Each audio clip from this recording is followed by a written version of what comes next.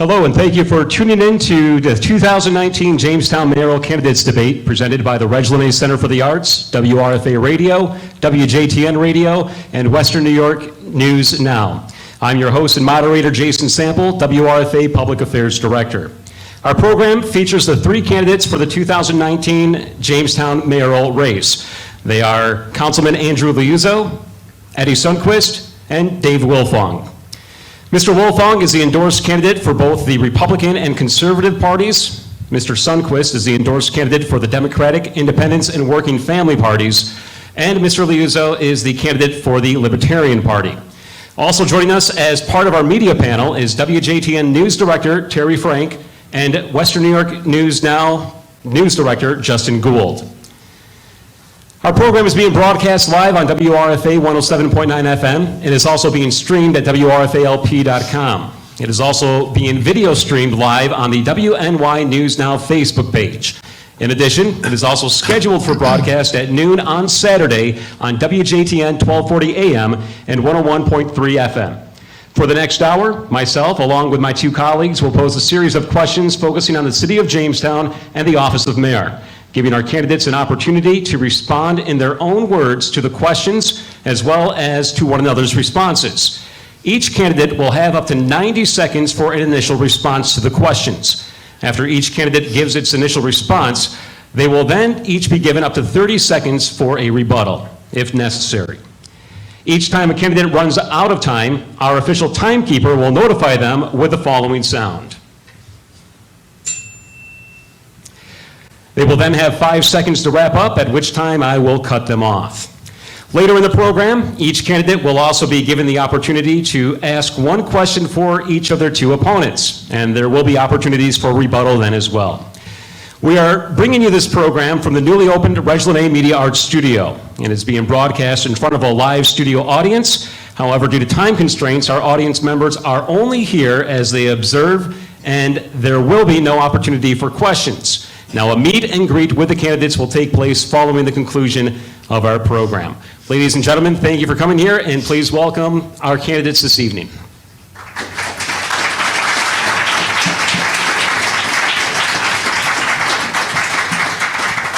We will open the program with an opening statement for each of the candidates, and we'll also provide an opportunity for closing statements from each candidate at the end of the program, and they each have 2 minutes for their opening and closing statements. With that being said, we have done a random drawing of order to start our program, and Mr. Wilfong will go first, followed by Councilman Liuzzo, and then Mr. Sundquist. With that being said, let's begin with our opening statements. Mr. Wilfong. Well, thank you. Thank you. I'd like to thank WRFA for holding this, and I'd like to thank you folks for taking the time out of your busy schedule to come down and to listen to the candidates. It's extremely important in a small town like ourselves that we have public debate and we have public meetings, so each one of you can come out and actually meet the candidates. Like I said, my name's Dave Wilfong. I was elected to the county legislature in 2013, serving District 11 in the city of Jamestown. I was re-elected in 2015, 2017. I currently serve as the chairman of the Health and Human Services Committee and vice chair of the Public Facilities Committee. I presently am a cleaning manager of Tandem Solutions in Olean, New York. We specialize in commercial cleaning, concrete finishing, and I currently supervise 56 people. I'm an active leader in the community. I'm also a board member of the Baby Cafe. I'm an Army veteran serving from 1978 to 82. During those years, I worked for the Army Corps of Engineers in Louisiana. I'm a graduate of the Jamestown High School. I hold a building construction certificate from the New York State. I've acted as a construction manager for Tandem. That's the business in Olean, New York. And I live at 39 Norton Avenue, and I'm married to Beth Wilfong and my daughter, Casey. Thank you. Thank you, Mr. Wilfong. Councilman Liuzzo. Thank you.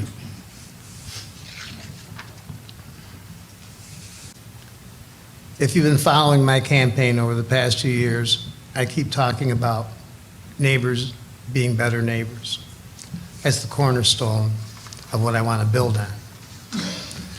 If we don't take the time to look to our neighbors and be more helpful to them, we are not going to address the issues that most concern this community. 30% of our population lives below poverty. That means our children live below poverty. It's up to neighbors to look out for those kids. We have a high population of elderly people here. It's up to the neighbors to look after the elderly. We have to start small in order to grow big. There are jobs available that our community is not equipped to handle. We don't have a lot of skilled labor in our community. So we need to find jobs that they can do so they can retrieve their pride and dignity, which has been taken away by the lack of jobs. You've heard me talk about repurposing factories. Whether we put in hydroponics, community laundry, cold storage, or start building prefabricated houses, these are jobs that our population can handle. This is a step for them to get back into the fabric of our society and our community. I want to encourage all the cultures that are here to get integrated to our community. We need to encourage everybody to take part in what we have. And that's only going to happen if we become better neighbors. Better neighbors, better neighborhood. Better neighborhood, better ward. Better ward, better community. Better community to our surrounding community. From there you get community development. From there you get economic development. And then you get jobs. Thank you, Councilman Liuzzo. And now, Mr. Sundquist. Well, I want to thank WRFA, WJTN, and Western New York News Now for having us here tonight. This is probably one of our last biggest debates that we have, and it is great to be able to share with everyone. My journey starts actually as a Jamestown native. I grew up here, and like most young folks, I left to go off and get an education and to see the world. I ended up in Philadelphia as a teacher where I taught middle school science to kids in the court system. And I got the opportunity to come back to Western New York and go to law school at the University of Buffalo. Now, while I was there, I got the most unique opportunity of all, which is to come back here to Jamestown and work for the law firm of Lewis & Lewis, where the last few years I've been practicing as a real estate and business law attorney here in Jamestown. I, as a young professional, came back to Jamestown and invested in this city because I believe in the growth and the potential that we have. My vision as mayor is to develop a city for the future. I want to position Jamestown as a hub for manufacturing and information technology. Even JCC is starting to teach those courses. But we cannot forget about our neighborhoods. We need to strengthen our housing initiatives and support the neighborhoods we have by aggressively enforcing our housing codes and holding our slumlords accountable. But let's not forget those folks that are also just living in their home and living by their means. I want to pilot a tax credit incentive to encourage our homeowners to make the necessary improvements they need to their homes. Make no mistake, there are challenges ahead, but this city was built on grit and determination, and we need to spearhead creative solutions to address our tax-stressed city. My vision as mayor is a city that we collaborate with our partners, our neighbors, our businesses to revitalize our economy, and together we will move Jamestown towards an exciting and innovative future. Thank you. All right, thank you, Mr. Sundquist. It's time now to begin the questions from our panel. We will begin with the opening question from WJTN News Director Terry Frank. Terry? Thank you very much, Jason. Good to work with you again, and Dennis Drew and everybody here at WRFA FM. And special thanks to those people who are in the audience and listening to this broadcast either live or by tape delay. You're taking a very important part in our democratic process. Our first question actually is for everyone, all of the candidates.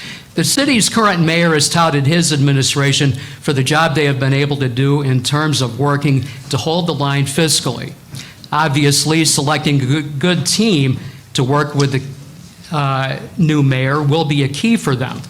What kind of people are you looking for to surround yourself with as mayor, and who do you believe will be your most important appointment? All right, we'll remind you again that you have 90 seconds to answer the question, and each candidate will have the opportunity for a 30-second rebuttal, and we'll begin with Councilman Liuzzo.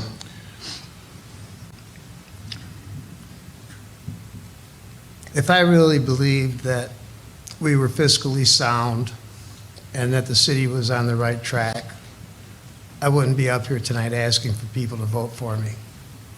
I think that there's a lot of improvement that has to be made. Living paycheck to paycheck for a family is tough. Try living paycheck to paycheck and try to run a city. That's a lot tougher. We have not taken the time to focus on the areas of the city that needed the most attention, and that's our neighborhoods.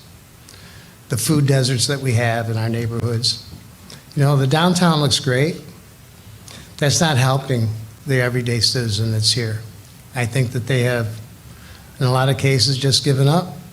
They have a sense of despair and a sense of, what's the point and what's the use? Everything's going to be the same. I want to bring some hope to that. I want to say to the people that it's not we're not hopeless or helpless. We have to pick ourselves up on our own. You want to know which department, what appointment would be the most important? Yeah. What's your concept of a good team that would be at City Hall? A good team would be new people. We have 3 that are going to return on the city council. That's a given, they're running unopposed. And their experience should be recognized. But I think you need new ideas. And you need people that are willing to work together for a common goal. Thank you, Mr. Liuzzo. Mr. Sundquist? Well, in my administration, I want to ensure that we have people that are not only going to be bright, but they're innovative and they're empathetic. One of the biggest things I want for all of my appointments is to make sure that they are listening to the things that our employees, the people that are on the ground, are saying, and they take those ideas up and try to implement them. Now, I've been to almost every department in the city, and I'll tell you what, our employees have some great ideas to make our city government more efficient and more welcoming. And what I want to do is make sure I have the right appointments. They're going to talk to each of those employees, understand the ways and the goals that they have, and can actually implement those in our city. I want to make sure that we have a city that is efficient, welcoming, and open to all of our residents. And I've also said, and I will tell you all now, that my goal when I win is to have a transition team of people that are not going to be part of the actual government, that aren't going to hold position heads, but are there to help find the best people for the job and to engage the community to make sure our priorities are met as a city going forward. Now, you asked which position is probably going to be the most important. To me, it's that Department of Development, because I want to make sure we have a development director that's out on the road, that's going to actively market our city and the assets that we have and bring in business here. Thank you, Mr. Sundquist. Mr. Wolfong? Well, in a Wilfong administration, I believe we've got to put business first, and we've got to put business first in the city of Jamestown. There's not going to be any more political appointees. I want business people running the BPU. I want business people to be engaged in City Hall. I think it's important. I think the city of Jamestown's going down the wrong path. I think we are not business friendly. We are commonly told that we are, but I do not believe we are. I do believe that the most important person as an appointee goes is also the Director of Development, because I want to make sure that we know what's going on in the city of Jamestown, and we know that we don't. We've had businesses move out of the city, and the current administration said they didn't even know what was happening. Where's the Director of Development at that? The current Director of Development is not engaged with the Chautauqua County IDA. They're 5 blocks from each other. You've got to be kidding. Where is the business plan for the city of Jamestown? And in Wilfong administration, it will be business first, so we can increase the tax base, so we can lower taxes, we can bring jobs here. That's what the city of Jamestown needs. Thank you. Thank you, Mr. Wolfong. Councilman Liuzzo, you do have 30 seconds if you would like to follow up or offer a rebuttal.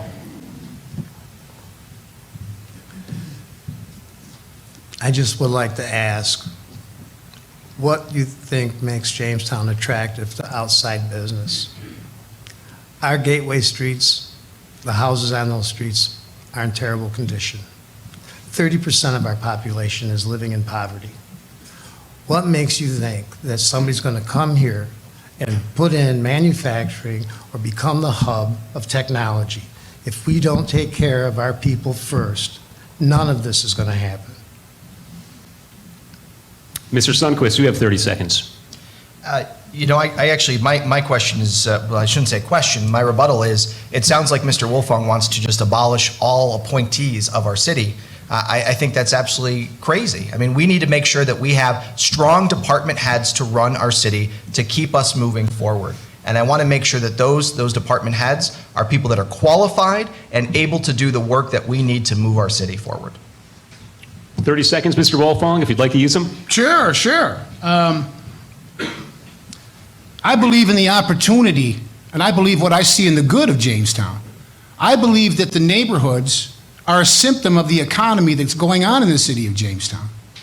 It's not the neighborhood's fault. It's the symptom of the poor economic times that are going on in the city of Jamestown. Everybody wants to fix up their house, I believe. But by the time you have to pay your taxes, pay your rent, pay all your bills, you just don't have the money, because I think we've invested ourselves too heavily. Thank you. Thank you. Let's move on to another question, and this time it'll be posed by Justin Gould. Justin? Thank you, Jason. Gentlemen, as you are probably aware, the Jamestown Firefighters Union has launched a public awareness campaign addressing the lack of personnel within their department. What solutions can you offer to address the staffing problem? We'll begin this time with Mr. Sundquist. Well, I'll tell you exactly what I told the firefighter union when we all went to speak with them. I think that we need to have more manpower, making sure that we keep our residents safe, just like we need more manpower for our police force. You know, we are a growing city and we want to make sure that's there. And when we talk about ways that we can fix that, well, take a look at what other cities are doing. Buffalo just got a multi-million-dollar grant from the federal government to add more firefighters. There's no reason as a city we couldn't be looking into those things. We also need to recognize that all of our departments have to have goals to perform better. What a lot of people haven't realized is that our professional firefighting operation in the city has actually slipped in its rankings for insurance services. So that means that if it slips any more, everyone's actual insurance rates, their premiums, is going to go up. So we need to make sure that we are working actively with our firefighters that are on the job to increase that rating, to make sure we have manpower, to make sure that we also have the equipment that they need to save lives. So my goal is to work with them and to also find grants and other opportunities to make sure that department is fully funded. Mr. Wolfong. One of the things I think we've got to do as a community, I hear all the time that the reason the city of Jamestown is broke is because of the police department, the fire department. That's not necessarily the case. I think we got to stop villainizing those folks. They're out there, they're the front lines for fire protection. They're the front lines against crime. We've got to take care of those folks. They're hardworking individuals, and don't blame them for the amounts of money that we believe that we owe them. Blame the system. They're hardworking people, and they deserve to be heard. And I think that's a great thing. I want to support the fire department and the Wolfong administration, and I think that we all, as a community, need to pull together and show some respect for both of those lines of work. I think, as we spoke to the unions themselves, I think they're very frustrated with the current situation that's gone on at City Hall. I think that they don't believe that they are valued at City Hall. And we've got to stop that as a government and actually as a community. Thank you. Councilman Liuzzo. I hope you understand that there's only so much I can say about this because I'm a sitting council member, and I can't say anything publicly that could be misconstrued that I'm trying to negotiate. But what I will tell you is, I organized a union when I was 23 years old, the United Rubber Workers of America in Angola, Indiana. I understand unions. It boils down to, I don't trust you and you don't trust me. And what I said when we spoke with the unions, the police union and the fire union, why? Why can't we talk without mistrust and deception? The promise that I made the unions, and this I can say publicly, if I am allowed to sit at the negotiation table, I'll be there. If I'm not allowed to sit at the negotiation table, I will be in the room. I will listen firsthand to the concerns and the problems that our fire department, police department face. I won't be getting it from somebody that was there. We have to work together. They know the situation. We all know the situation. We all want what's best for the city. Thank you. We have a 30-second follow-up if you would like to take it. Mr. Sundquist, No rebuttal. Mr. Wolfong, No, thank you. and Councilman Liuzzo. No, thank you. Very good. Let's move along. The next question. There's been a lot of talking about improving transparency in city government. What is your definition of transparency? Where specifically is the transparency lacking? And what will you do to improve transparency residents in the city? And we'll begin with Mr. Wolfong. Transparency to me means that you see your public officials out and about, not just at actual ribbon cuttings. In a Wilfong administration, I'm going to have town hall meetings where individuals do not have to come to City Hall to come to a council meeting.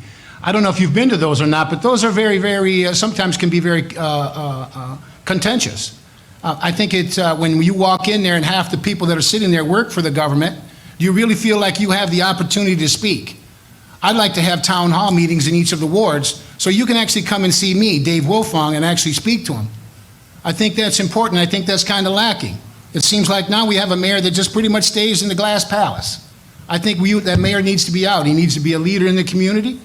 He needs to show himself during good times and bad, because we know there's going to be both.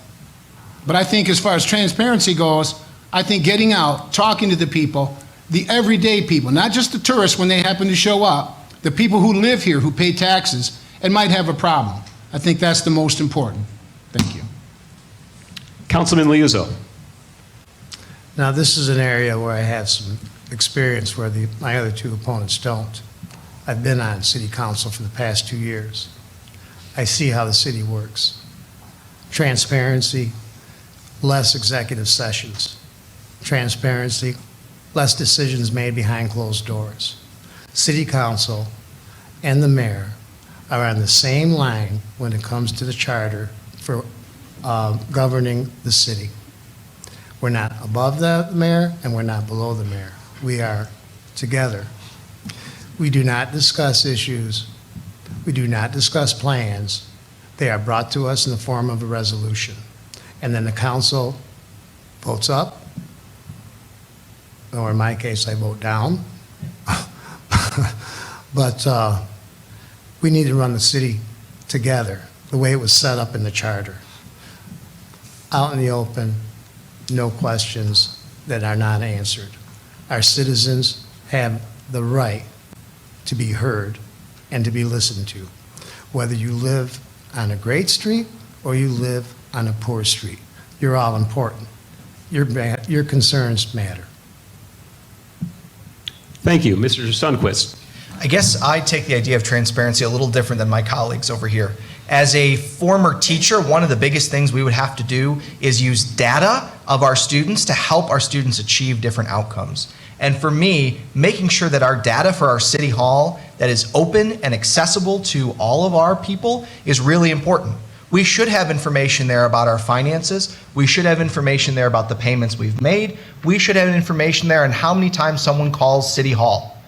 That is something we do not have. We have been closed out to that. So my goal is to make sure we open up the data in City Hall, to also make sure we start to video stream all of our open meetings, so that if you can't get to City Hall at an inconvenient time, like when we hold open meetings at 2 o'clock on a Thursday, that you can actually see what's going on in the city.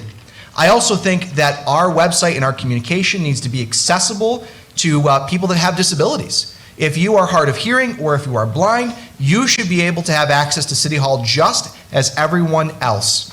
And I'll tell you just a simple thing that makes me very crazy is making sure that we have accurate calendars on our website. I can't tell you, one week I actually used the online calendar in our city to go to any open meeting. And 1 week alone, that calendar had 5 appointments, and every time I went, all 5 had either been canceled or moved, and no one was ever notified. That is what we need to do to make sure our city is transparent. All right, Mr. Wolfong, you have 30 seconds if you'd like to use it. No, I'm good. Councilman Liuzzo, No rebuttal. anything else to add, Mr. Sundquist, for 30 seconds? No. Very good. Let's move along, and we'll ask another question, this time from Terry Frank. Terry? Thanks, Jason. We have heard so much about sharing services in recent years without giving up community identity. Where could the city share more services to help the bottom line and promote more intermunicipal cooperation? And that's to each one.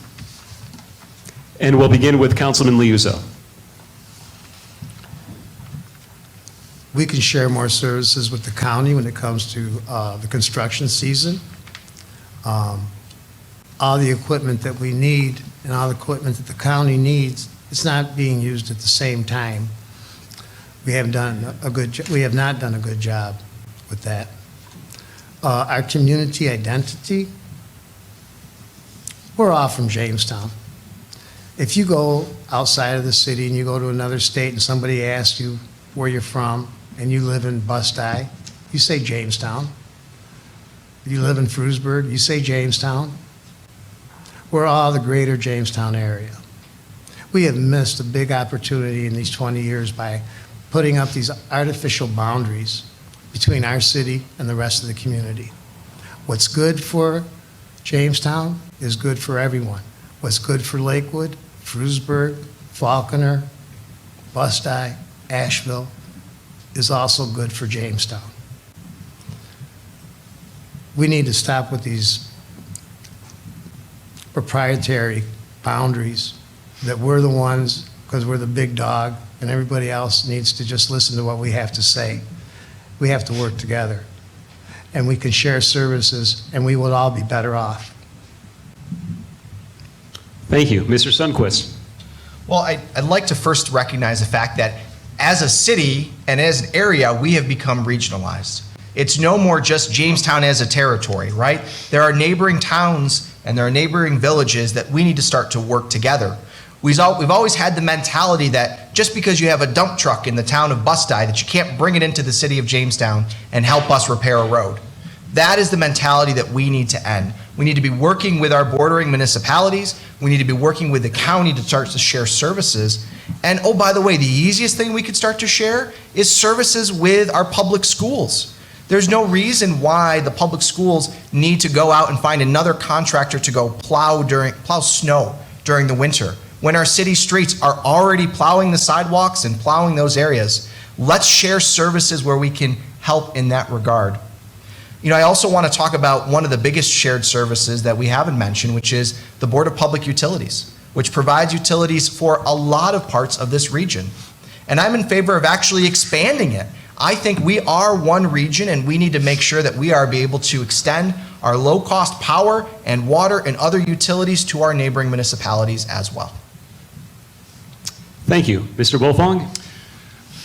During the mayor's Smart City Capital Investment Program, he talked about and actually have approved the building of another DPW building. One of the things that seems kind of odd to me is that we're going to build infrastructure that we can't and we can't afford. It seems to me that we could venture into shared services. If you remember right, the Chautauqua County just built a new barn down right outside of Faulkner. We could ask them to lease property from or maybe rent from. And we all know that NACO Trucking is leaving and going to the Mason Industrial Park. There's going to be plenty of room down there in that empty building that maybe we could actually lease or buy. It doesn't make sense to me that in our business plan, we continue to invest in infrastructure in the city that we actually cannot afford. I think we need to take a look at other options, sharing, leasing, to become more vibrant and to become more business-like. Thank you. Thank you, Mr. Wolfong. Councilman Liuzzo, anything to add for 30 seconds? Well, I'm glad that my other two opponents agree that we need to be better to our neighboring communities, and we need to reach out and help each other out. That's exactly what we're supposed to do. That's exactly what we're going to have to do. We cannot be Jamestown standing on its own. We have to reach out and ask for help when we need it and give help when we can. Mr. Sundquist. Yes, I just want to respond to Mr. Wilfong. With all due respect, Mr. Wilfong, if you've ever been down to our actual central garage that we have, we do not have any more room that our 8 mechanics are working out of. We're servicing cars from all different divisions, and we're actually making money off of that. And one of the things is they don't have enough space because they're servicing our fire truck, our police cruisers, they're servicing our DPW trucks. They do need more space because they're storing things across the street in the lawn. We do need to be able to make sure that we have those facilities for them. Thank you. Anything to add, Mr. Wilfong? 30 seconds. Yeah. I'm not saying that the individuals down there aren't working hard. What I'm saying is the investment that the city's going to make to a new building is increasing to the infrastructure of the city of Jamestown.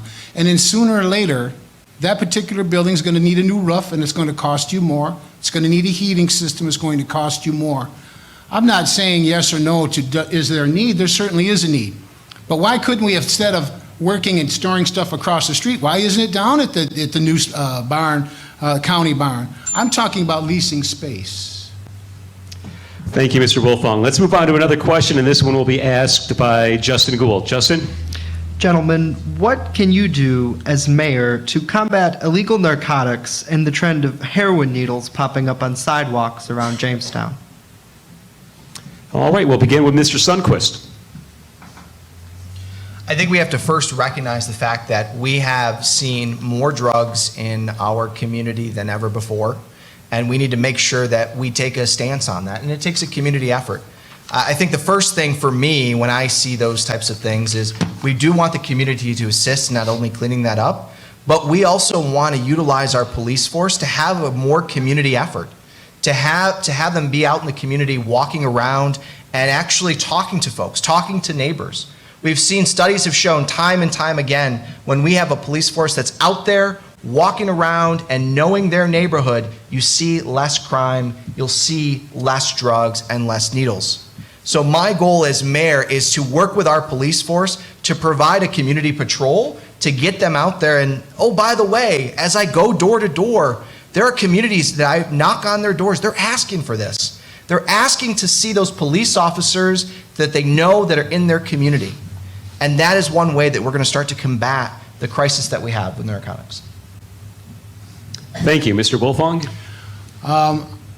I currently represent District 11 in the city of Jamestown, which is also down on the north side in the numbered streets. And I cannot tell you the damage that drug addiction has done. It's ruined our community. It has ruined the neighborhoods, and we've got to do something about it. I certainly do agree with Mr. Sundquist when it comes to community policing. I think is the best thing. But there's a couple things I think that we need to do. We've got to have an active police force that's down there enforcing the laws. I also believe that if you need treatment in the city of Jamestown, you should get treatment. I absolutely do agree that. But one of the things that happens is when a drug dealer comes into your neighborhood, the very first thing he does is intimidate people. So the good people that are living on that street, they're afraid. So they don't dare come. They don't dare call the police. So the community policing aspect of that, I think, is the most important. And then the police know who should be there and who should not be there. So I think that is as important as it possibly could be. And I would also like to say that I think that the neighborhoods need to be strengthened by that relationship between the police department and the actual citizens. Thank you. Councilman Liuzzo. It'd be great to have more policemen walking the beat. We don't have policemen to walk the beat. We're down at our minimum right now.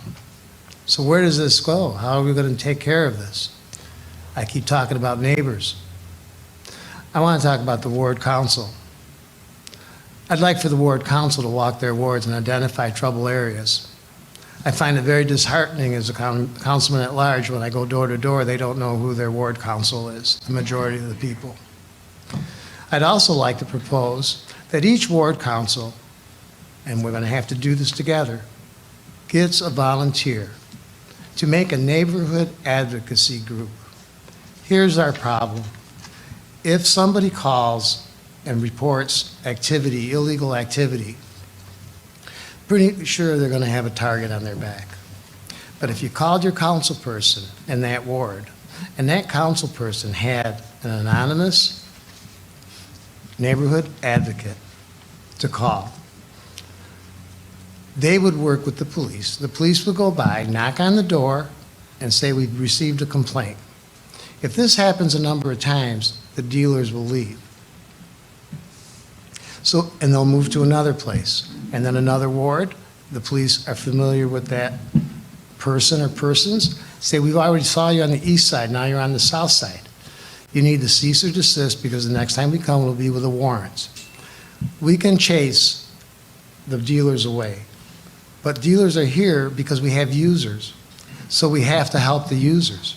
Thank you, Councilman Liuzzo. You'll have a chance for 30 Thank you. seconds here, and we'll Thank you.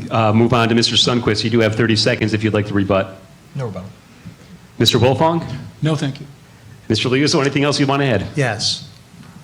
So the reason we have dealers is because there's a market. You have users. So now we get rid of the dealers by working together. Nobody knows who's the advocate is except that each ward council person. What do we do with the users? We have to find rehabilitation places for them. We have to help them get back on their feet. And the best way to do this is education to our young public school children and private school children. Bring the people that are in recovery to talk to those kids. Thank you. Let's move on to another question. Let's talk about the budget. As we all know by now, the city is at its constitutional taxing limit.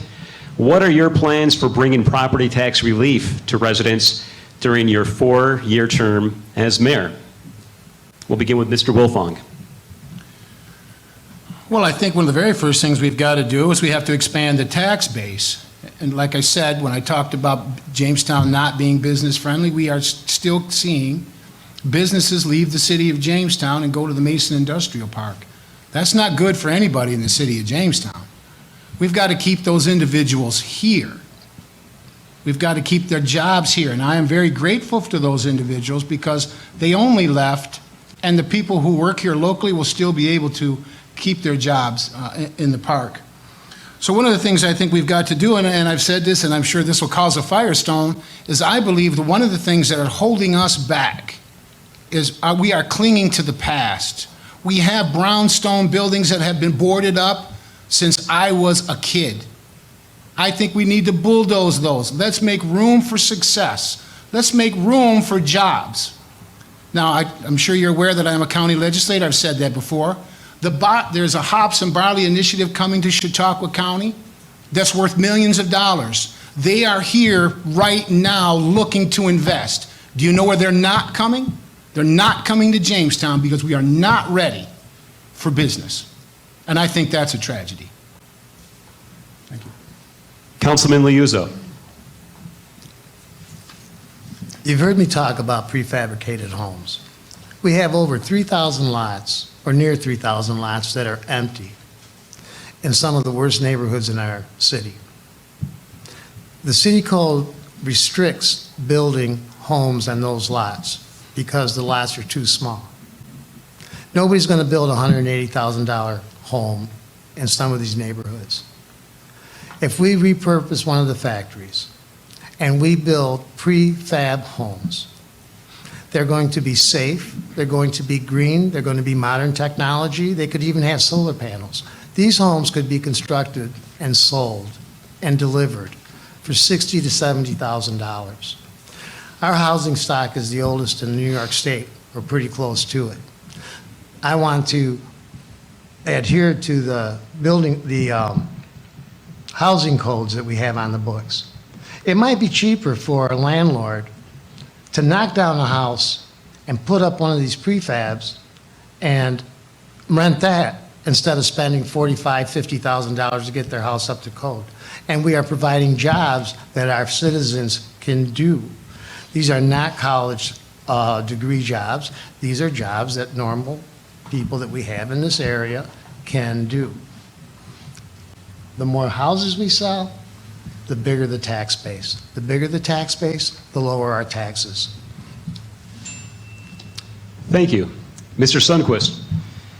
You know, it's no secret that we're a cash-strapped city, and I will tell you that we just need to get creative with the solutions we're trying to propose. Oftentimes, we are stuck in the past, and we assume that what we're doing is the only thing that we can do. That's not the case. As you start to look across New York State, there are other cities that are starting to deal with this and are creating different fee models, which they can then roll out to help increase revenue and decrease expenses. If we don't start to look to see what other places are doing, we're going to be stuck in the same wheel. Now, one of the biggest things we need to do is change the way we look at economic development in this city. We are still stuck on a development model that was based on 100 years ago, where the first thing you do is you go try to buy equipment for a factory floor. What businesses need, both existing businesses and startups, is working capital and payroll funding. So the first thing I want to do as mayor is look at our economic development policy and start to change it. Because we need to start to move towards the future and actually create loans and grants that businesses can utilize and start up here in the city of Jamestown. On top of all of that, we have to market the incredible assets that we have. Low-cost power, the ability to pipe internet in every home and business, and an incredible and walkable, friendly city. That's what we need to start to focus on to market, to encourage businesses to start up here in the city and grow our tax base. Thank you. Mr. Wolfong, you have 30 seconds if you'd like to use it. Yes, I would. I want to say that I think Mr. Liuzzo's thinking about the small homes is very, very out of the box, and I give him credit for that. Because that, I think, is a new way of doing things, and I think he deserves credit for that. I do. My biggest concern about the housing stock is that I believe the housing stock is already affordable. The real key to that is, where are we going to work? That's the bottom line, I believe. I was right on time. Councilman Liuzzo, 30 seconds. I appreciate both Mr. Sundquist and Mr. Wilfong's vision of bulldozing and the buildings that we have and giving loans to new businesses. My question is, and my only hang-up is, where do we get the money to do these things? We have to work within our scope, okay? If I keep saying we have to start small to grow big. These big ideas are great. We're not there. Mr. Sundquist, 30 seconds if you want to use it. I would actually like to address both opponents. My expertise is actually in real estate law, and I've had the experience of working with developers, and I will tell you that it's one of the most difficult things to work with our development department to find the appropriate loans. I will say, Mr. Liuzzo, we do have loan funds that have significant amounts of money that businesses can tap into, but we have ridiculous requirements for some of them. And in terms of Mr. Wilfong, for the brownstones, there is more money out there in terms of state and federal grants to repair and restore buildings than to tear them down. Again, you are listening or watching the 2019 City of Jamestown mayoral debates here at the Reginald A. Center for the Arts. We're at about the midway point right now of our 90-minute long debate. And let's continue with another question from our panel, our media member panel. Terry Frank. Terry? Thank you very much, Jason. While we're thinking about budgets, the city has been able to receive $1 million in supplemental state aid to help balance its budget for each of the past, I believe, 3 years. Is that something you would pursue in the future as well until the city is back on firmer financial ground? That's directed at each. Thank you, Terry. Councilman Liuzzo. We've become dependent on the state. It's just like getting your welfare check. We're never going to get ourselves on our feet until we stop taking welfare checks. We have to do this ourselves. We have to start building our city up on ourselves. 3 years in a row, we've gotten $1 million. 3 years in a row, we've been told we have a $300,000 surplus. We have a $400,000 surplus. We don't have a surplus. If it wasn't for that $1 million, we'd be $600,000 in the hole. We'd be $500,000 in the hole. That's false, and we're standing on loose ground. I want to break away from this check, this lottery that we're getting every year to balance our budget. We have to do this on our own, and we can do this on our own, but it's going to be difficult. And I find that we don't like to do difficult. We like to do what's easy. I'm not going to do what's easy. We're going to do what's difficult. We're going to bite the bullet, tighten our belts, and we're going to get out of this, just like you do in your home when you're having trouble paying your mortgage and your lights and your food and everything else. You find the way to do it. We have to find a way to do it on our own. Thank you. Mr. Sundquist? Well, I think the first thing I want to say is that if the state's going to offer us $1 million check with no strings attached, I'm not going to be stupid enough to say no, right? That is something that we are going to take. But we have to realize that, yes, we do need to start to balance our budget and to not always focus on that. The reality is the state is providing us this additional $1 million is because over the course of several years, and I think about 10 years back, they cut our state aid. Jamestown was one of the few municipalities that got a larger cut than every other municipality in New York State. So as a way to fix that, New York State has been giving us additional funds in the form of grants to help us make up for the balance. Now, again, if the state's going to give us $1 million, I'm not going to say no. Absolutely not. I'll find a way to spend it. But you also have to understand, this is the way we have to try to get money for our city, right? We need to have a mayor that's going to be out there lobbying our state and lobbying our federal government to give us grants and other opportunities to make our city better. Thank you. Mr. Wolfong? I absolutely agree that if they're going to give us $1 million, I would take that money every year. And one of the things, too, when we talk about state aid, that's our money. We pay taxes. We pay sales tax. They're not giving us something. They're just giving our money back. We should have kept that money in the first place. One of the things I think that, like we were talking about, we've got $1 million for the last 3 years. They cut the state aid, but that's the kind of Band-Aid. That's what goes on in Albany. And I don't agree with it. So I certainly would take that money and invest it where I thought we needed it to be invested. So I think it's very important for us not to turn, I don't consider it a handout, I consider it a hand up. Let's take that money, but let's use it business-like. Let's use it for the good of the community and move us forward. Thank you.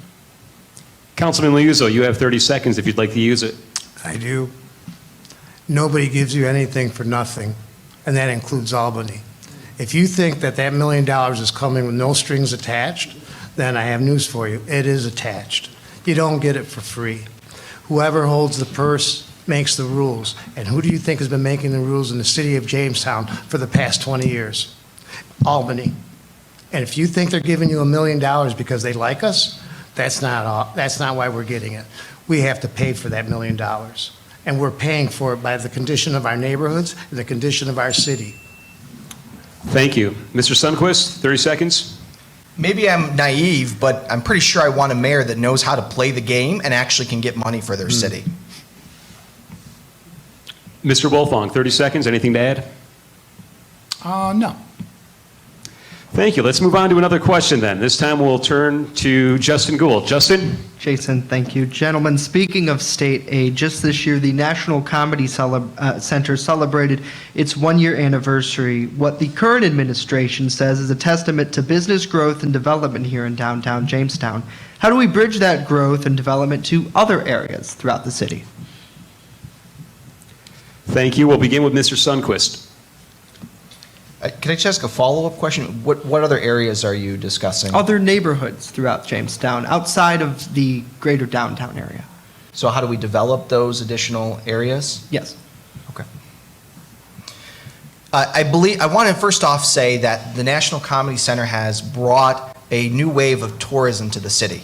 And I think first and foremost, we need to recognize that that's great. We love to have that. It's increased our sales tax. It's done some great things for our city.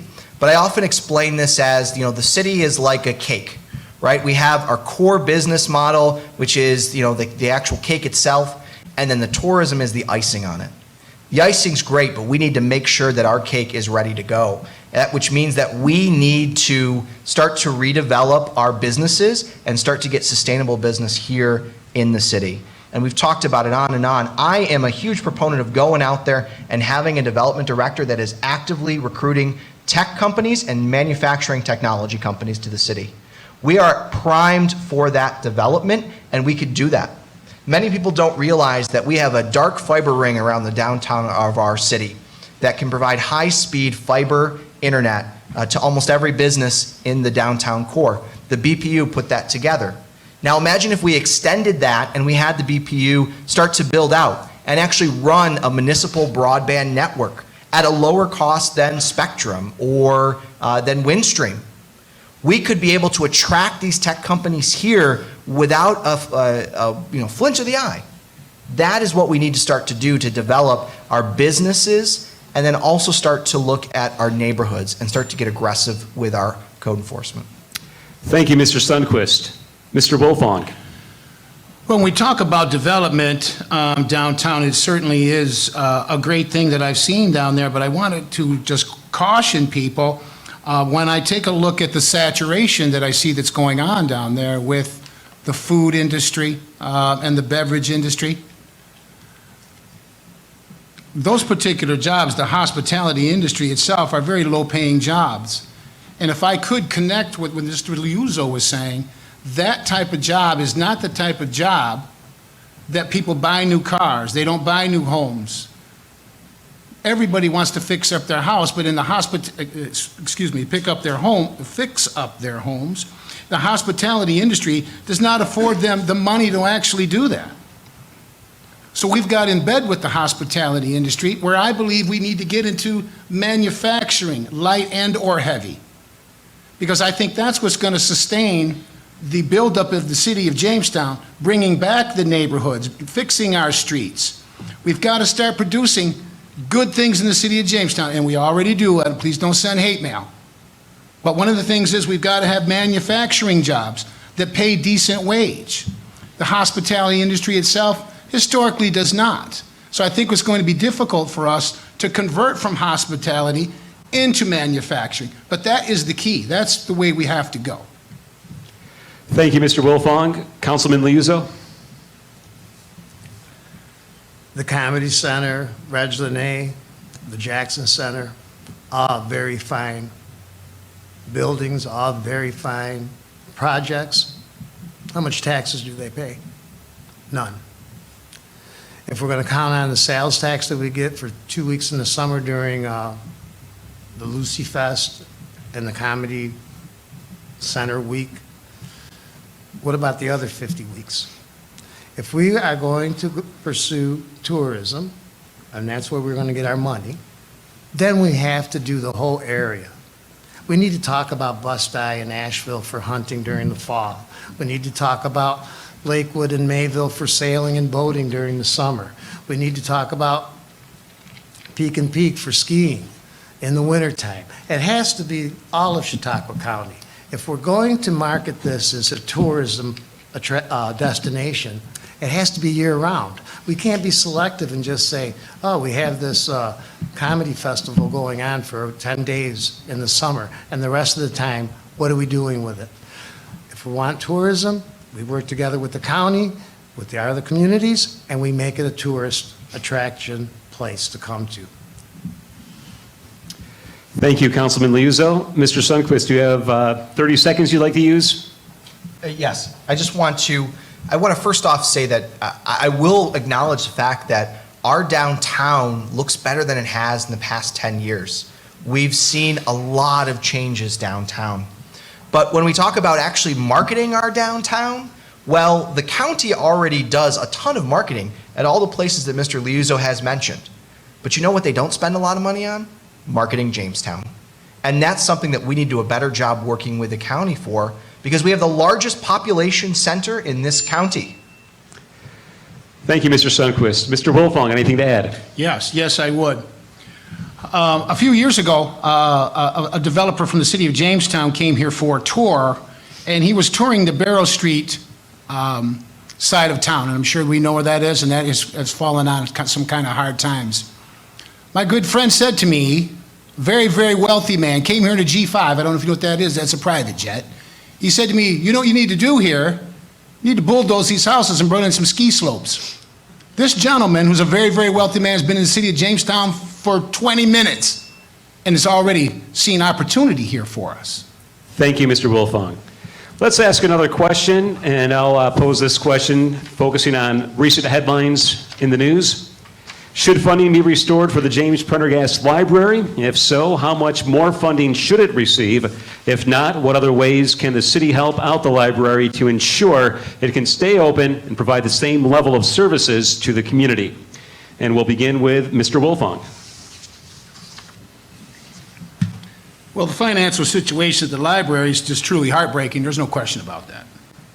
We all know the issue. The city's broke. They can no longer support the library. But I think we need to change the business plan for the library. And just hear me out. The business plan now is to wait for grants, wait for people to come and donate money. And I think that's the wrong way. I think we need to take this jewel and change it. Let's market it differently. There's a couple ventures that we could actually do at the library that I think we could make money.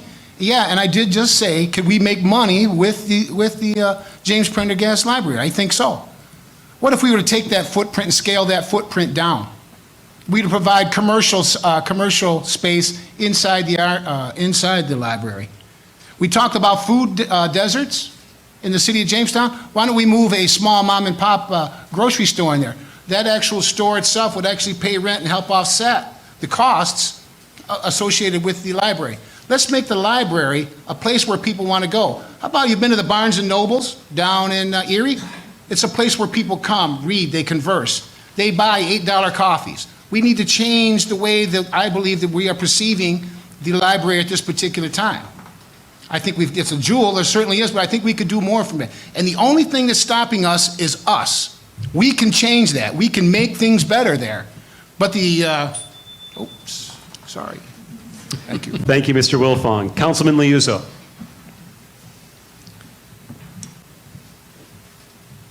Our charter, from the beginning, states that we were going to support the library. This library was built in 1894.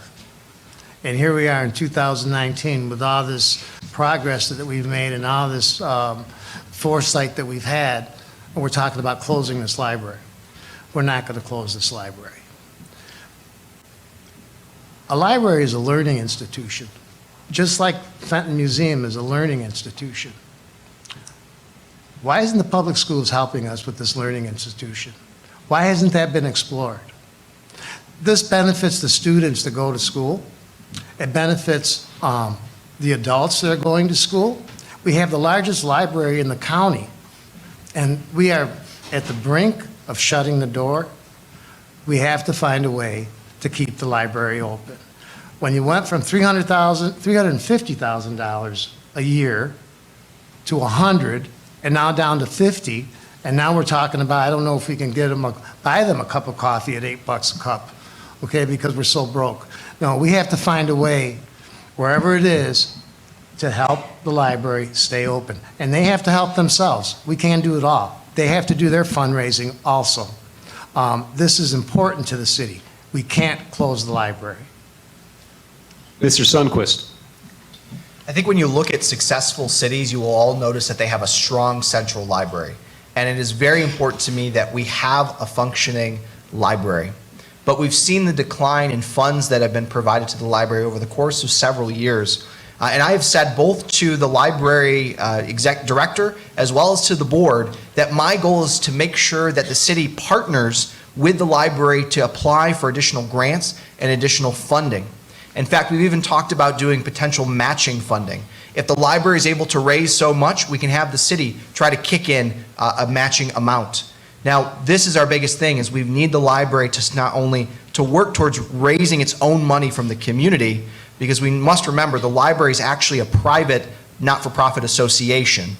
It was never created under the city, but the city has provided funding for it for many years. I think the city needs to continue funding it, and I would like to see more funding for it. But we also need the library to engage the community and raise money for it as well. Anything to add, Mr. Wilfong, 30 seconds? Well, yes, I better talk fast. We've got to change that business model, because it's just not our library that's having trouble. Libraries all across the nation are. And if we sit back and we talk about grants and we talk about we're going to go out and raise money, 4 years from now, it's going to close. It can't continue to run on the backs of the taxpayers. We have got to find a different funding source for that. And I think if we could move into a different direction, more business-friendly, I think it could happen. Councilman Liuzzo, anything to add? Just briefly, everybody uses this library, not just Jamestown. Lakewood, Bustye, Falconer, I mean, everybody comes to the library. This is the biggest library in the county. There has to be a way that they can also help us maintain the library.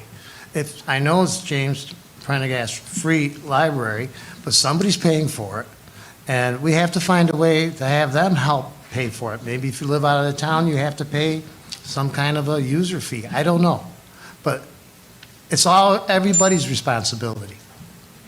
Mr. Sundquist, anything else to add?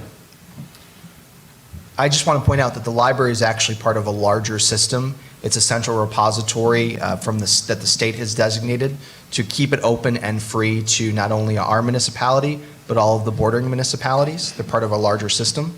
So we can't legally actually charge other municipalities for its use. Thank you.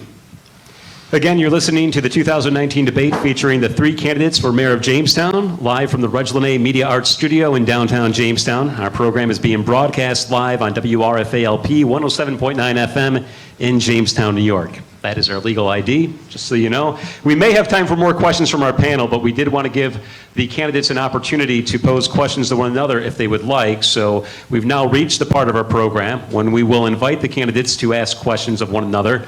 The candidate responding to the question will have up to 90 seconds to respond, and then the candidate asking the question will have 30 seconds to rebut or follow up, and then we'll give one final 30 round to the person who the question was posed toward. Hopefully that makes sense, but follow my lead and we should be all right. With that being said, let's begin with giving Mr. Sundquist an opportunity. Do you have a question for either Mr. Wilfong or Mr. Liuzzo or both? I have a question for both. Go ahead.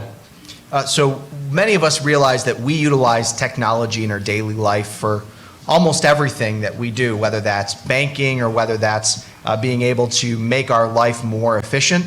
I wanted to ask both of these candidates, what ways do you plan on using technology to make our city more efficient and more cost-effective for our residents?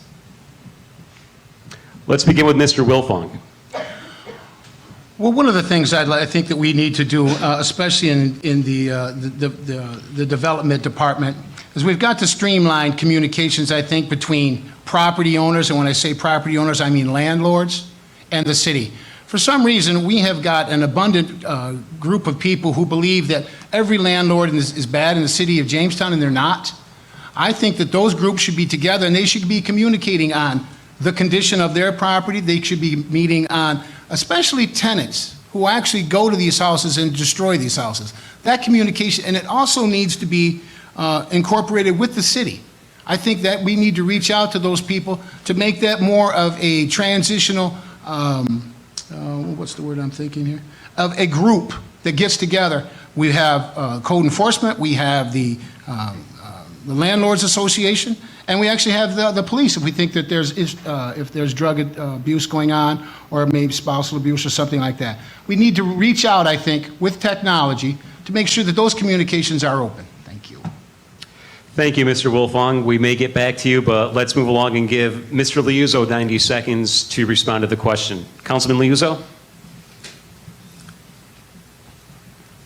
I know how to use some of this. I can't use it all to its capacity. I'm not that skilled in technology.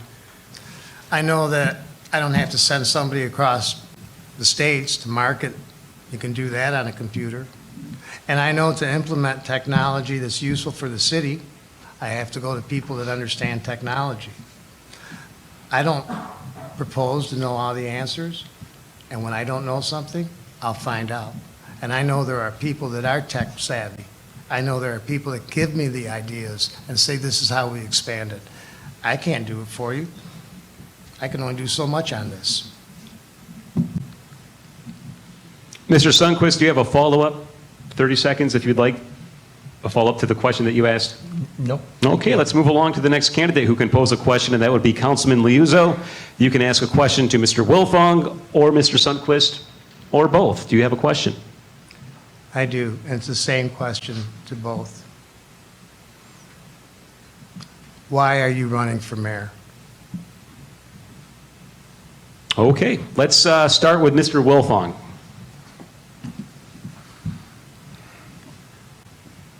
Well, as I think you can tell that I'm probably older than most of the people sitting on this table. I wanted to give back to my community. Like I say, I've been in the county legislature for 5.5 years, 6 years. I've been trying to do my best at the county level for the city of Jamestown. As I get a little bit older and I think of my community, the city of Jamestown is not the place that I grew up in. Believe it or not, when I was a kid, and that was a long time ago, people came to the city of Jamestown to work. I've always wanted to run for the mayor of Jamestown. I just thought I would do it when I was retired. But when Mr. Teresi decided not to run, I just said that I would throw my hat in. I think it's important that we are able to reach across the political lines to get things done, and we are also able to communicate as a community. Because I'm going to face it, folks, November 5th, somebody up here is going to be happy, and a couple people are not. I mean, I get that. But that's the game, and that's the way we play. And I'm not going to have ill feelings if it's not Dave Wilfong. Matter of fact, I pledge my support to any of the candidates who are the mayor, because I think that's what we need to do in our community. We don't have time to splinter our community because of petty political things. I think it's time that we move forward as a group and don't let us hold us back. Oh, that was perfect. Thank you. That was perfect. Mr. Sundquist, you also have 90 seconds. Thank you. You know, as an attorney, I came back to the city of Jamestown and I invested in our city. I'm a young professional that said, you know what, Jamestown is where I want to be. I've been to other cities, I've been to other places, and you know what? I still came back home. And to me, we are at a crossroads in this city where we can either start to grow and move forward and really develop what we have, or continue to be stuck in the past. And I was not willing to allow anyone keep us stuck in the past. I'm running for mayor because I truly believe that if we bring some new energy, some new leadership, and some fresh ideas to our city government, and we have people that are willing to invest in what we're doing here, we can move the city forward. Now, I'm not taking the role just because I think it'll look good or it's a political move. I make more as an attorney than I will as mayor of the city. So for me, this is about the care of every single person that is a resident of our city, because I believe when we have the right people in City Hall, we will move our city forward. Councilman Liuzzo, do you have a follow-up? Or a rebuttal? Yes, and I'm going to address both of them in 10 seconds. We've had the same mayor for 20 years. Anybody could have stepped up and challenged the mayor if they felt that the city was going in the wrong direction. I'm the only candidate who was going to challenge the mayor. The second thing is, my young colleague, you ran for Congress when you got out of school, which is fine. And you should follow your dreams.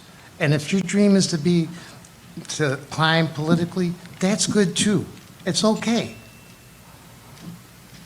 30 seconds, Mr. Wilfong, if you would like to respond. Probably not in 30 seconds, no.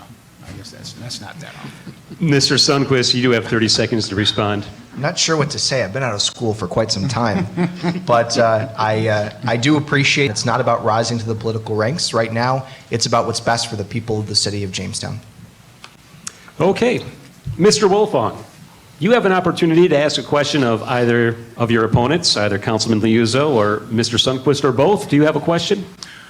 I do, and I'm just going to ask them both, and they can answer any way they'd like, is what is your opinion on the 2020 city budget? Let's begin with Councilman Liuzzo. Of course you would.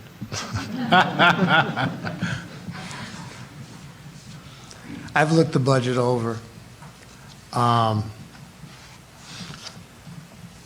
There's a lot of work that I believe has to be done with it. To me, it looks like a wasp nest. You know how it's all nice and wrapped in paper? Go ahead and pick it up and see what happens. I will be asking for this budget to go back and have some more work on it. Any one of us that ends up with this budget is going to get stung. Thank you. Mr. Sundquist? I've also gone through the budget in detail, and I would say that the number one thing to recognize is that there's not a lot of wiggle room to keep what we have. So the current budget basically says we're keeping everything the same. When you talk about a new administration, some of those things will change. So some of those changes to the budget will have to happen when a new council comes in. But as it is right now, if we want to keep everything the same in the city, that budget's the only way that's going to do it. Thank you. Mr. Wilfong, anything else you want to add for those final 30 seconds you were allotted? No, I'm good with that. Oh, let's move along then. So there's good news and better news. The good news is we're moving faster than we had thought, which means the better news is we have more questions we can ask. So with that being said, do any of the candidates have any other further questions for one another? If not, we'll shift our attention back to our panel, and I'm sure Terry Frank is waiting in the wings with another question. So do any of you have another question you would like to ask of one another? No, I'm sure Terry has a whole bunch over there that he's waiting to stimulate. Chomping at the bit. Oh, I got agree. a couple. With that being said, let's go back to our panel, and we'll go to Terry Frank on WJTN. Terry, do you have another question? Yes, sir. The mayor recently submitted the Smart City Capital Investment Program proposal, and that included the possibility of a new ambulance facility and 2 new ambulances to help service the community since UPMC Chautauqua has curtailed service. The city considered such a move many years ago to get into the ambulance service. Should it go all in now? Let's begin. 90 seconds for Councilman Liuzzo. There was a study and there was a plan many years ago that is on the shelf collecting dust. I've yet to see it. Can we go all in right now? Not with the proposals that were presented to us. Each one of those endeavors was going to put us in the hole, $400,000 to $500,000, whether we took care of it or it was private. We can't have a venture where it's going to cost us $400,000 to run an ambulance service. I need to look at that other proposal. From my understanding, it was viable and it was running in the black. For whatever reason, it was scrapped as soon as, very soon in our mayor's term, when he first started. Other than that, can we go all in? We can't do anything all in, not even the smart city that he proposed to us. Should we be going all in? This was something that should have waited for the next administration, not handed to us on its way out the door. Thank you, Councilman Liuzzo. Mr. Sundquist? I want to just first off say that, as a city, we need a viable ambulance service. That's first and foremost. And what we are seeing is a service all-star, which is out of service more than it is in service. And that's a huge problem. I've been vocally opposed to us recreating an ambulance service with the city when we can't even make money from our current ambulance service under the fire department. We're not billing when we have the ability to bill, which other cities are doing. And that's completely, that's not okay with me. How dare us say, let's go pay people lower costs and let's start our own service when we're not even taking care of our own ambulance service under the fire department. So for me, I'm actually a big advocate of working with private companies that's going to dedicate at least 2 ambulances here in the city of Jamestown.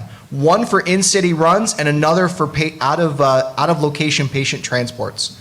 We need to be working to find a private provider that will do it instead of saying, hey, as a city, let's do it all ourselves and hope we make money. The reality is all of the proposals that we have had and have seen from the mayor's office shows us running a city ambulance service in the red. Thank you, Mr. Sundquist. Mr. Wilfong. Well, I've had the great opportunity to have my good friends from the fire department at my house rescuing me and my daughter within the last few months. So believe me, when you say that those services are viable, they certainly are. I couldn't tell you how grateful I was when they came and rolled into 39 Norton Avenue. So when it comes to supporting them, I certainly do. When it comes time to have the actual four options that the mayor put forward, like Mr. Sundquist said, I don't believe they're viable. I think there's some huge issues. And one of the issues I think that the Jamestown firemen have pointed out very, very eloquently is that we're not billing. I think that All-Star has got to step up. I will tell you that in the budget that's coming up at the county level, there is a proposal there to station another fly car in the South County. That should hopefully relieve some of the calls that the Jamestown Fire Department is actually taking. Or will they be absorbed into the All-Star group? We're hoping that that'll alleviate some of the stress that we see on our volunteer fire departments also. So when it comes to, I'd like to just comment what Mr. Liuzzo said. I think that that is something that we should have went to the mayor that's coming in, and we should actually take a look at all of those options. The most important thing is that we provide ambulance service for the people in the city of Jamestown. Thank you, Mr. Wilfong. Councilman Liuzzo, do you want to add anything for 30 seconds? No, I think we all agree that we can't jump all in right now. Mr. Sundquist There's nothing for me to add. and Mr. Wilfong. No, I think you're good. All right, we do have time probably for one more question, so let's go one more time to Justin Gould for our final question from our media members. Justin? Jason, thank you. Gentlemen, Mayor Sam Teresi has one of the longest tenures as mayor in city history. What do you like about his legacy? What do you not like about his legacy? And how will you be different? Let's begin with Mr. Sundquist. One of the first things I will say is something I said earlier, which is our downtown is probably looking better than it has in several years. And I think a lot of that has been a focus of Mayor Teresi to improve our downtown and to try to revitalize what we have. And so with that being said, I do applaud the work that he has done. He's been very diligent about that. He's also been very good at advocating for our city in Albany, which is something we absolutely need to do going forward. No matter who the mayor is, that is a huge component. Being able to go and lobby to get funding and to get the governor to pay attention to Jamestown. That's what we need in the next mayor going forward. And I do applaud Mayor Teresi for the work that he has done. For me, I'm looking towards the future. I want to see Jamestown grow, and I want to see a future where we can not only be a technology hub, but we also have a city hall that is welcoming, friendly, and open, so that no matter who calls, no matter what we are trying to do, we respond to those calls, we answer them appropriately, and we make sure that we communicate to every single resident here in the city of Jamestown. Thank you, Mr. Sundquist. Mr. Wilfong. I would also agree with Mr. Sundquist. Sam Teresi has done a fantastic job as mayor. Now you might think, oh my God, that guy's a Republican saying that. Sam Teresi has been the duly elected mayor in the city of Jamestown for 20 years. And that deserves some kind of praise, and that actually deserves some kind of applause. Sam has made some decisions that I wouldn't make, but I certainly respect him for what he has done and really what he has put up with. All of us on the stage here want to be mayor, and November 5th, one of us will be. But I give you about April 30th, and he'll be the most hated man in the city of Jamestown. Won't take long. Sam has gone out of his way to put his family first. I know he has because I'm an elected official myself. Do you imagine missing birthday parties and family get-togethers because of your commitment to the well-being of the city of Jamestown? One of the things I want to say is that I don't think that that should happen again. I think we, in the Wilfong administration, I think we need to move toward term limits. But that's not singling out Sam Teresi. I graduated with Sam. Sam's a great man, and I don't think he gets the respect that he should. Because whether we agree with him or not, you can go ahead and judge, but please don't judge the man. He's a great father. I'm sure he's a great husband, and let's remember him for that. Thank you, Mr. Wilfong. Councilman Liuzzo? Well, you've gotten a couple different takes here.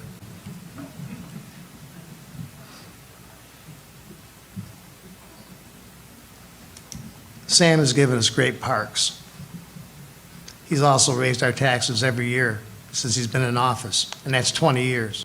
The only reason we didn't get him raised is because we're at a cap, but he found a way to do the tax levy, so he still raised the taxes. I'm not going to attack the man's character. I would never attack anybody personally. But the way he's run this city, it's been Sam's way or no way. I've been on council for 2 years. I know what I'm talking about. That's not the way I'm going to run the city. The city is going to be run by the council and by the citizens. It is our job to serve you. It is not our job to be protected from you. And that is how this city has been run. How do we not get sued? How do we not pay this? No, we're here to serve you. I will serve as your mayor, as your best neighbor. I'm talking about neighbors, that's at the top. And I want my council to be active in serving the community. Thank you, Councilman Liuzzo. Mr. Sundquist, 30 seconds if you'd like to add anything else. Nothing further. Mr. Wilfong, 30 seconds. No, thank you. And Councilman Liuzzo, anything for 30 seconds? One thing. It's pretty obvious that Albany is very important to the city of Jamestown.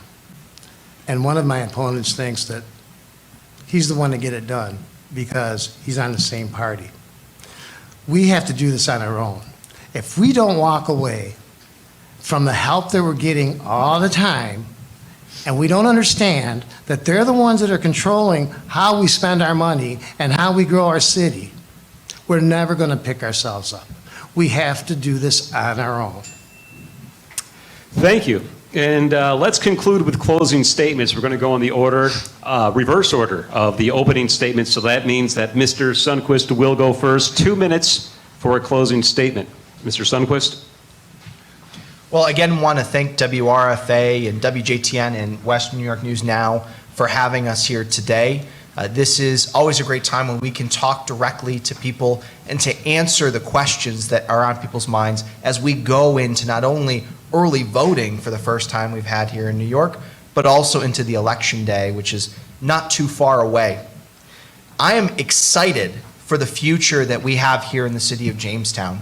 We're at an incredible we're at the cusp of growth here, and we need to be able to push it forward, to engage as many people as possible, and to start to move our city into the future.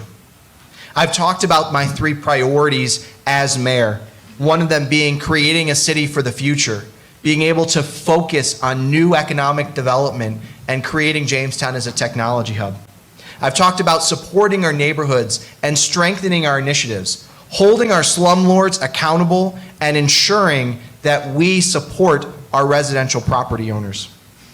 And I've also talked about tackling our financial burdens. Make no mistake, we do have challenges ahead we need to face, and we've all talked about the issues with the budget. But we need to get creative with our solutions and work with and see what other cities are doing that have gotten them away from the same position that we are in. Now, this city has always gotten creative when times have gotten tough, and I am confident that the city of Jamestown will once again get creative to solve its challenges ahead. But the one thing that we know is that for the first time in 20 years, we will have a new administration, and that only happens when people get out and vote. So grab your friends, grab your neighbors, grab your coworkers, and drag them to the polls on November 5th. Or if you're out about early, anywhere from October 26th through November 3rd. Councilman Liuzzo.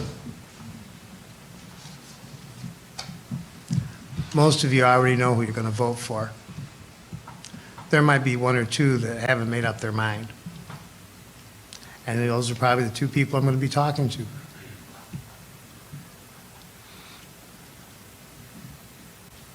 You have two choices. You can either vote for a party, or you can vote for a third party. The most productive years of the city of Jamestown was between 1938 and 1964. It was run by six third-party mayors during those 26 years. In 1964, one Democrat because John F. Kennedy was killed in 1963. The whole country went Democrat. We love that young president. You have to be bold. You have to understand that the only way that we can stop the slide that the city's been in is to take bold steps. Break the party line. Break the political party. I'm not asking you to vote because I don't have anything better to do or because I retired. I'm asking you to vote because I care. That's what drives me to be here. I care about our city, I care about our residents, I care about what I've seen and the decline that I've seen in this city. I don't want people to give up and say we're all the same. We're not all the same. But the choice is yours. I don't have a political party hitter, a big party hitter from the party to come down and say vote for him because you're going to lose money. Don't be scared or intimidated. We can do this. It's going to take all of us, but we can do this. Thank you, Councilman Liuzzo. And Mr. Wolfong, you have the final word for the candidates. Well, I'd like to thank WRFA for this meeting tonight, and I want to thank you folks again for coming. I actually do believe what Mr. Liuzzo said, that most of the people here tonight probably came here and they figured out who they were going to vote before they came, which is fine. One of the things I want to just touch base with, I just want to make sure that if you take anything away from here tonight, let's talk about the city of Jamestown and putting it business first. Let's bring back manufacturing. Let's change the way we think about doing business in the city of Jamestown. It's the only thing that's keeping us back is what we have considered unsurmountable. We can do something about the James Prendergast Library. If we continue on the same business path, we're going to wait for grants that might fall through, and it could actually close, instead of acting now. And that's the thing. We've got young people in the audience. Let's act now. Let's push forward. Let's prepare for success. Because success is here. We're just not ready for it. We're not business friendly. We don't have a place for the hops and barley initiative to come. That's right around $25 million we're not in the game for. That's sad. Let's move from the past into the future, and let's make Jamestown proud again. I want to thank all of you again for coming. Thank you. And thank you. And that will do it for our program tonight. Again, we want to thank our three candidates for mayor for taking part: David Wilfong, Eddie Sundquist, and Andy Liuzzo.